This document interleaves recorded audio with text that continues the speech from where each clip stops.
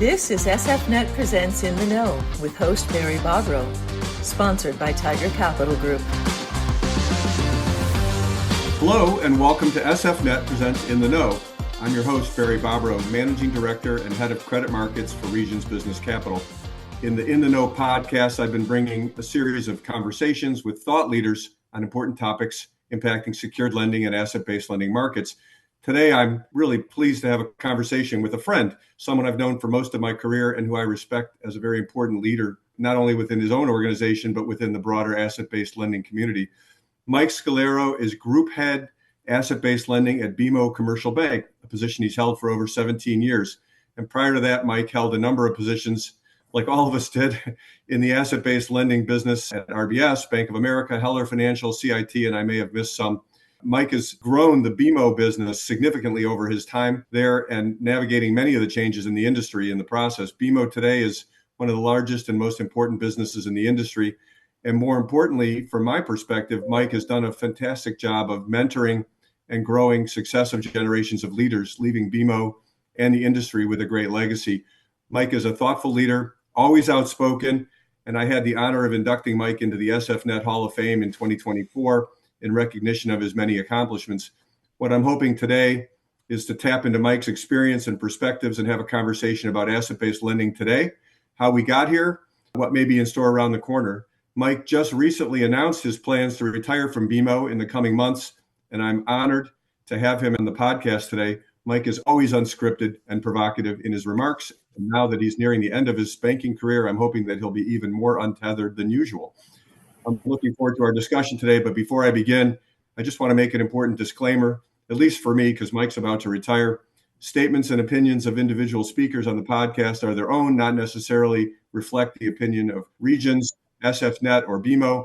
Information provided should not be relied on or interpreted as accounting, financial planning, investment, legal, or tax advice, and references to websites or companies should not be construed as endorsements or recommendations. Please consult your appropriate professional for specific situation and irs.gov for current tax rules. One more program note. I want to thank Tiger Group for agreeing to become the new sponsor of the podcast. We all value the work Tiger does in our industry, and now I value them even more for their support of the podcast. Thanks in advance for listening. Okay, Mike, you ready? Yeah. Let's start simple here. Tell us kind of how you started out and how you became Mike Scolaro, ABL icon. As you know, Barry, I started my career in 1981 at the Continental Bank, formerly the Continental Bank, now part of Bank of America here in Chicago. I was an analyst in the oil and gas team. And what I witnessed was a great deal of lending that wasn't based on the facts, neither the cash flow nor the collateral. Saw the collapse of the bank, which occurred over the July 4th weekend of 1982. So I'd been at the bank for just over a year when I saw the real problem at the bank. Collateral work wasn't done. Speculative loans were made. It was a go-go situation where the bank was growing the oil and gas book by 25% per year. I realized at that point that was, in a word, reckless. And as a result, I wound up as part of the awful, not the AWFUL, but the OFFAL of that debacle. I wound up in the field exam group for the very new, at that point, Continental Bank asset-based group. And that led to me to understand what asset-based lending was about. And it propelled me into a career that started then with business development at the CIT group in 1986. And so that's how I got started in the business. It really, I fell into it, but a great deal of passion for it. And I think one of the things, you ask, how did I become Mike Scolaro? Why? I listened and I learned from a lot of people. I learned from Larry Marciello, Manny Darman, and Phil Strauss, Erwin Teich. I had the best teachers that were imaginable. And I listened to them and I watched their different styles and how they handled themselves in certain situations, how they were aggressive on new business, at the same time equally aggressive when it was time for somebody to go get the money back. And I like it. It's fun. It suited my tastes. I've enjoyed all the people in the business, and I enjoy that everybody allows me to be me. Mike, you're really talking about starting out at the same time frame that all the banks started getting into asset-based lending, either through startup like Continental or acquisition. There were a number of examples of that. But that's a long time ago, and there have been a lot of changes. we can't cover this in full detail, but what do you think some of the biggest changes in the industry are since you and I started around the same time and since ABL really became more of a bank business? Yeah, there's really two major changes that have happened, Barry, one of which is technological and the ability of companies to report receivables and inventory balances. Today, if you had a customer that told you they couldn't report their receivables, their sales and collections on a weekly basis, you'd turn them down because they wouldn't have the ability to do the financial reporting that you want anyway along the entire lines. But back in 1985, 1986, it was a much more difficult task. So one is just the passage of time and the use of technology by our clients in order to streamline the reporting. And that's been a very healthy change. And that's something that I think we could all foresee was going to happen over the course of our careers. But more importantly, in the early 90s, some geniuses came up with the idea of, well, wait a minute, we really don't care what your financial covenant is as long as we have a whole bunch of excess availability under the line. We don't need to put you into Dominion from the start on a $100 million line. You have $70 million worth of excess availability. Why do we need to be in Dominion? But we need to be in Dominion if it gets tight.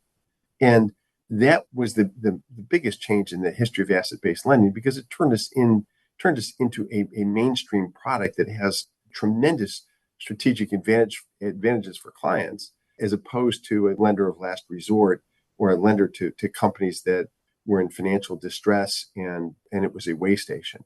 And it became a very valuable tool, especially for the banks. That changed everything. Absolutely. The changes made to the product to make it more borrower friendly really brought it into corporate lending in a way that it couldn't have been in the old finance company model. But one of the biggest changes I think that's happened over time is the increase in scale, not just of the companies. And so the deal sizes that we never imagined back in the 80s that we would see $1 billion deals. And today we've got almost 100 of them out there in the industry. But the lenders themselves, you think about Continental Bank, where I spent some time also, I don't know, I think we were $500-600 million in total commitments. Today, you've got asset-based lenders, including yours, in the tens of billions in size. And that just was unimaginable back then. And I think it's part of just the mainstream. You have large companies and retail happened as well, too. When I started in the business, retailers were loath to pledge their inventory because they thought the factors would shut them off. That changed, and pledging of inventory became standard for almost every retailer in the country. And with that came enormous scale because the largest retailers in the country is financing their inventories with us. I struggled to come up with an example of a retailer that's below investment grade that is not an asset-based borrower today. It's just the best way for them to finance themselves. Right. And it works very well. The 13-week NOLV put in place by people like Tiger, our sponsor, it really gives you a lot of comfort as a lender. And that added a lot of the scale to it. As you know, Barry, the retailers, you brought 50 of them to market probably over the course of the early 2000s. That's right. Okay, so today, asset-based lending lives in every bank and most investment banks in some form or fashion. Talk about BMO and how it fits in. And I think, the evolution from business to possibly product. How does it fit into your bank today? It fits in like a hand in a glove. When I got here, we had 3 business development officers, and they were each trying to do 3 deals a year. And those deals on average lasted somewhere between 3 and 4 years. Well, simple math will tell you that if you have 3 business development officers doing 3 deals a year, and each deal lasts 4 years before it gets repaid out, you're going to have a 36 deal portfolio. It's just math, 3 times 3 times 4. And that wasn't going to be acceptable for us. And we weren't going to go out and hire 100 business development officers 18 years ago. We didn't have the bandwidth to do it, or we didn't have the scale to do it. We didn't have the desire to do it. But what we did do is realize that we had, at that point, 46,000 employees. So there's 46,000 potential business development officers for asset-based lending. And what we did is we went out and talked to every single person that we could at BMO and explained, this is what an asset-based deal looks like. If you have something that looks anything like this, call us and we'll help you. And we did another thing that was very smart was we said that the loans will be booked both on your books and on our books, and you'll still be involved in the transactions. We'll do all the work, and you get to smoke cigars and play golf with the clients, right? And it worked. It really resonated. And at this point, over 75% of our business comes from internally referred business, either from a banking partner in St. Louis or a capital markets partner in New York. And it's been terrific, and it's been very collaborative. And so how it fits within the bank is it's a very integral product that allows us to really lengthen our time that we're with a client.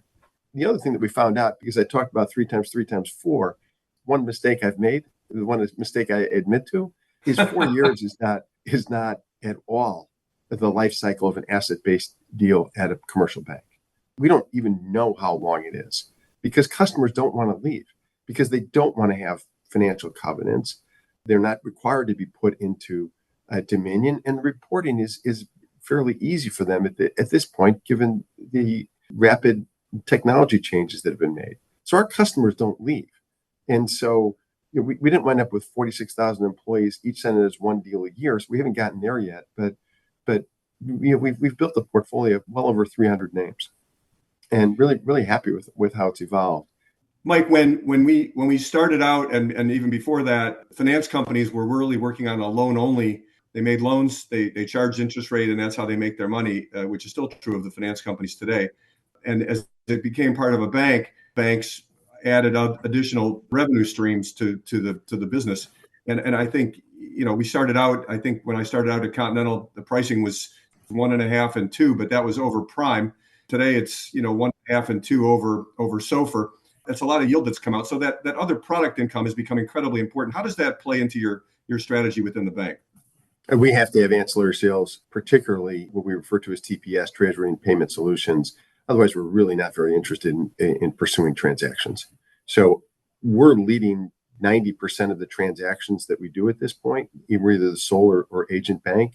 The remaining 10% that we're doing are typically capital markets transactions that have an execution where we'll be underwriting or arranging a healthy portion of term loan B or high yield. And as a result, we're required to take a portion of the asset-based piece as well, too. But it's really important because, as you point out, Bear, we've probably lost 350, 400 basis points worth of yield over the course of the past 30 years. I mean, it's a lot. Yeah, that's right. And it's just the way it fits into the bank world. Changing gears, I said it in my preamble, but I really meant it. You have developed a great team, and I just wanted to give you a chance to talk a little bit about how and why you do that. Well, why I do it so I don't have to do any actual work. I mean, the biggest trick that I've pulled off on everybody is I'm a little bit like Tom Sawyer. I've convinced that there's this really fabulous team of young and smart people that painting the fence, whitewashing the fence is really, really fun. But all kidding aside, what I realized 15 or 20 years ago was that, and I embraced, the younger set at that point because they were so much smarter than I was on how things work and on how systems work, on building models, on building decks and presentations to give to customers and prospects. And we had to embrace that. And what I found was that they're really fun. The young people that we've hired are really, they're genuine, they're hardworking, they think about things completely differently than you and I do. And they have an interest in learning. And on top of that, some of them have interest in learning asset-based for 4 or 5 years, and then they want to go someplace else. And that's terrific because they go someplace else within the bank. Then we have asset-based disciples in another area of the bank that will be on the front lines and tell their partners, the guy sitting next to them or the woman sitting next to them, hey, why don't you give ABL a call? This sounds like something they might want to do as well, too. And so I think it's in my enlightened self-interest to have adopted this. But the reality is that the people that we've hired all bring something to the table. We refer to it as Noah's Ark. We have one of everything. We don't have two of anything. Yes, I guess it's not Noah's Ark, but we have one of everything. And all this diversity of opinion and how we go about doing things has just made us, a lot stronger. Mike, let's go back to ABL. There's been a lot of evolution starting with the finance companies into the banks, as you talked about. But is it static or does it continue to evolve and maybe make a prediction about where we might be heading? Well, I know where we're heading. Where we're heading, and I can start there because I'm a history buff. I'd love to read books about things that have happened in the past and watch them unfold again in front of us. And what we're going to see is somewhere between 3 and 5 years from now, we're going to see the unregulated we're going to see an unregulated private credit ABL shop be purchased by a bank. And that is going to set off a chain reaction where everybody's going to say they have to have one. And the regulators are going to want it because they're going to be bringing the unregulated private credit market into the banks. And it's going to be a toehold position. And the banks are going to want it because loan growth will continue to be an issue as we move forward. And banks are going to want to continue to show loan growth and revenue growth. And so it's a marriage made in heaven. The ABL shops, the non-bank ABL shops right now, they have two problems. One of which is that their funding costs, they're funding themselves a good portion through banks. So they're paying a much higher cost of funds than we are. And as a result, they charge more and their clients turn over in a 22 to 26 month period because the clients either get better or worse at that level of competition. If they get worse, then there's a liquidation or a prolonged workout. If they get better, they just move right back to the banks and they're willing to pay the prepayment penalties that go along with it. So what we're going to have, and I don't know if it's sometime before 2030, and I guess this has got to be out there for prosperity, we'll have a major bank buy a major private credit asset-based lender, period. That'll be the first, and then everybody will want to get in on the action. So that's one thing that's going to for sure happen. Okay. What else is going to happen is there's a couple of things that we should talk about, one of which is AI and what context that's going to have for the banks. And there's a lot of things that are going to happen there from the credit write-ups. Credit write-ups used to be, we'd send our analysts out to go do industry research on a particular industry. And they would go to 4 or 5 different places, cobble together synthesize together a 2-page discussion of the industry write-up. Today they type into Microsoft Copilot, tell me about the forest industry and imports from Canada. And 20 seconds later, they have 2 pages. And the really important thing is it can't be the task of creating that, but it has to be the task from learning from that. And so are you just filling out an underwriting form and a credit approval document, or are you actually looking at it and saying, well, this is really important. What are the industry ramifications? What is happening on this? So the smart people, and I guess I'm rambling a little bit, but the people that are going to make it in the next phase of asset-based lending are going to be the ones that take the information. They don't just put it down, but they read it, they analyze it for themselves and understand how it fits in the total package. It's not just a job of taking 100 pages of documents and synthesizing it down to a 10 or 12 page document and saying, hey, go. It's really understanding if that's the risk that you want to accept or not. We think it's going to revolutionize the business. What are you seeing? I'm not going to answer from a region's perspective, but I can think of within the context of ABL. I mean, AI is such a big topic, but within ABL, I think there's at least 4 use cases that are emerging that are very important. You mentioned the underwriting. I think there's a huge use case around the operations in the back office. Can AI be used to gain efficiencies, which banks are always trying to do in the monitoring and the risk assessment that goes on? There's an origination. How do you find and acquire clients? And I think you're starting to see that as well. And then I think the last one is the legal community. I mean, you can literally go to there are tools available to our attorneys to say, take the following loan agreement as a base case and build it into an ABL of the following size with the following.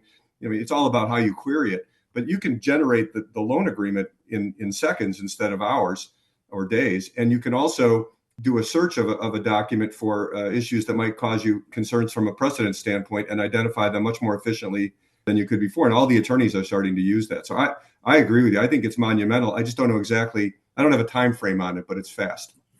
It's very fast. It's going to take hold very, very quickly. The legal community is going to do everything they can to keep their billable hours up and to prevent us from doing things like that. Sorry. I think the back office will move relatively quickly. We can go into our clients right now. We talked about the difference between 1980 when customers were submitting invoices to now where it could be seamless and instantaneous reporting if we so choose. Well, you're going to be watching it from a different place because you've just announced your retirement. So congratulations on that, Mike, and well-deserved send-off that BMO is giving you. But what are you most proud of as you look back on your years in banking and asset-based lending? Yeah, we have a phrase at BMO, which is when you're about to say something controversial, it's things to do on your last day at BMO. And I'm kind of looking forward to that. I see the time where I can actually really, do that. It's coming up pretty quickly. But what am I most proud of? Just the assembly of the team and the interaction that we've all had together. I think when we look back on it, we'll see that we were better together than we were individually. And I think that really has made this a great place for me. And I'm really pleased about that. I mean, you can put all the numbers out there and the fact that we've done all these deals, it's all great. And trust me, it is great. And we've done very well. And we're proud of that, but really proud of the development of the people and the fact that I'm, over the course of the past 15 or 18 years, I've really kind of worked myself out of a job. I mean, I got these smart people right now that are doing my work for me. They think they've been waiting for you to go for quite a while. So you're helping them out here for sure. They think I'm making all these decisions when in reality, 99.4% of the time, I'm like, I agree. We have a lot of things in common. We started at Continental. We've been in asset-based lending for a long time. And now the quarterback of your beloved Notre Dame is a relative of one of the famous coaches in my beloved Wolverines. So any Notre Dame football predictions for this year? Is hope spring eternal? I knew you were going to ask me about Notre Dame. I knew you were going to throw in the car connection as well, too. A couple of things that I feel about Notre Dame. Number one, I'm in a very distinct minority of Notre Dame fans' gratitude towards Brian Kelly. He took over a program that was in dire shape and turned it into, at the end of his time at Notre Dame, while he was somewhat arrogant, turned it into a perennial top 10 program. And that's really important to think about because he did it. And the reason so many people aren't in love with Brian Kelly, Notre Dame fans, is because he did it with a brashness and an arrogance and an attention on individual players, it seemed like. But what Brian also left us with, and what I'm truly grateful for, is he left us with Marcus Freeman. And Marcus really embodies everything that Notre Dame stands for and everything that we've tried to do here at BMO. And that's through collective success comes individual recognition, is one of his phrases. And he focuses in on team, doing your job, working as hard as you can, and working for the person next to you as well, too. And I think that sets a team up for very long-term success over a protracted period of time and attracts and maintains and retains the talent that you want. So just like asset-based lending, right? It is, Barry. I think we're going to win every game. I go in every game thinking we're going to win it by 20 points at least. We're not, but we're going to play very hard, and the Irish will play very hard. And at BMO, we're not going to win every deal. We're going to win more than our share, though. And I think that Marcus Freeman mentality and what he talks about when you listen to him, you listen to Nick Saban and things that he says, those messages, they really translate to a team. Mm-hmm. And I think that's really where we're trying to go. And we'll get there. Awesome. Mike, this has been really fun. Thank you for engaging me today and not saying something that we have to censor out completely. That's appreciated. I was hoping for more, but you still have a couple of seconds. And I also want to thank Tiger Group for sponsoring. I want to thank SFNet for enabling me to have conversations like this. And any parting words? I don't know why anybody would listen to this. Thank you. Thank you, Barry. You've been a great friend for a long time. And you've been a friend, a colleague, a confidant. And I appreciate everything about you. Thanks, Mark.